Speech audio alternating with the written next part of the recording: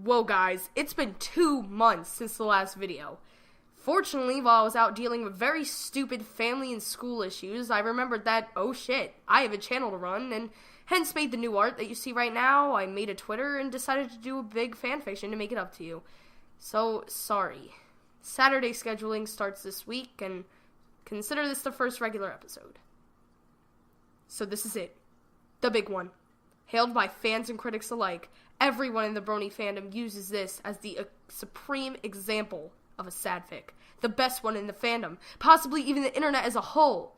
The one that makes manly men cry tears of manliness and causes less manly men to crumple to heaps on the floor in puddles of their own misery. The one that everyone's read, everyone's heard, everyone's cried over. This best work of literature ever created since the dawn of time. The one that's made countless people scream into their microphones, draw with their pens, and take to the internet in a massive, teary-eyed riot of epic proportions. Today, let's talk about My Little Dashie. My Little Dashie is a sadfic written by Rob Cakeran53 in October of 2011 that features a nameless, average Joe type man who goes through a mundane and lonely life since the death of his parents.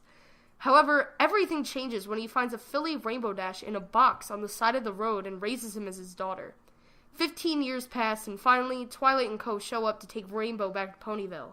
His time with Dashie gives the man a new lease on life in a brand new world. If you're expecting me to ask some kind of question like, oh, but is it really that good? Are the masses correct? Should grown men really be crying over this? Or make some snide comment about how shitty it is in reality? You could put your qualms to rest, because this thing is one of the most painful pieces of work I've ever read, MLP or otherwise. This thing is amazing. The tone, the settings, the characters, the dialogue, everything. There are really no major flaws with anything here.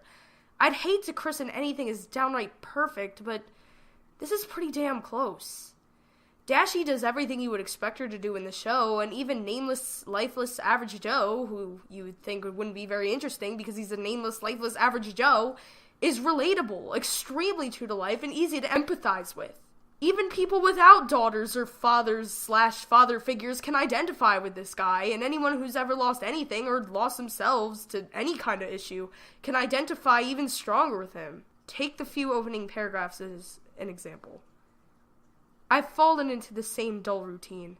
Wake, work, sleep, repeat.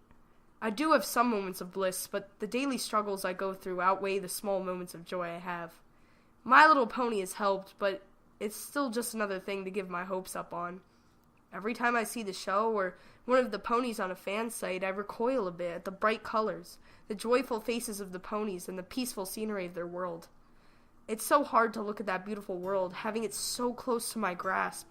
I reach out to touch its warm colors and bright smiling faces of the ponies, only to be stopped by my computer screen.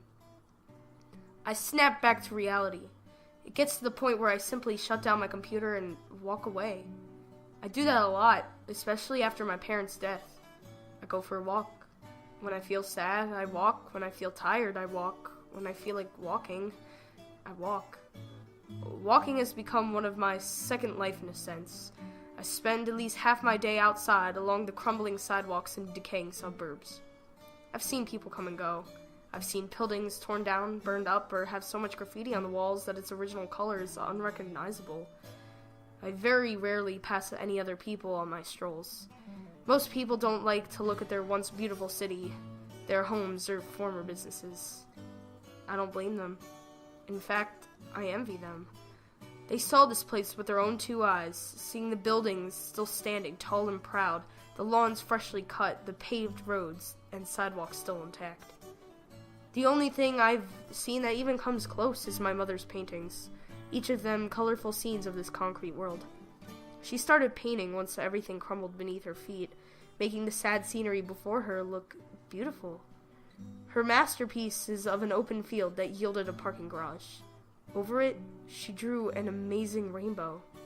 My favorite picture. I guess that is part of why I like Rainbow Dash the most out of all the other ponies.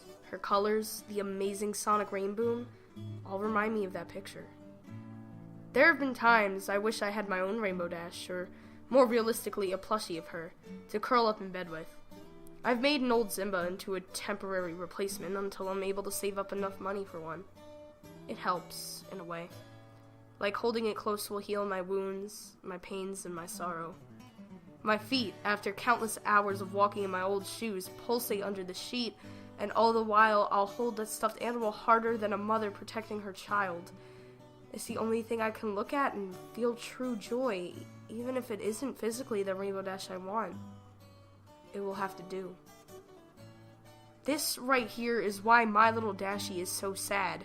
True, the trials and tribulations with raising Dashie and that downright soul-crushing climax doesn't do much to cheer you up, but the real pain comes from the father character. He's just like anyone else, just a man trying to get through life. His pain holds him back. He doesn't even have a life, in a sense. Places that once used to be filled with the joy and love from his parents and friends have just deteriorated into this abandoned and damaged concrete jungle, devoid of any life except for a passing person walking on its cracked sidewalks. The only things that keep him going is his mother's old paintings and My Little Pony. When he finally does find Dashie, the compassion of unconditional love is back in his life. His rainbow is back. For 15 years, his rainbow is back. And then it's gone. Taken away. The father isn't just a father. The father is everyone. All the hopes and dreams ever destroyed. Everything that never was and everything that was and was lost. As someone who's living with depression, I latched onto this character because he was like me. He had all of these beautiful things and he just lost it all. Not everyone has been depressed, and everyone has lost hope in something before. That's what makes the father so relatable. That's what makes it so joyous to see him take care of Dashie, and that's what makes it so heart-wrenchingly terrible when Dashie is finally taken from him.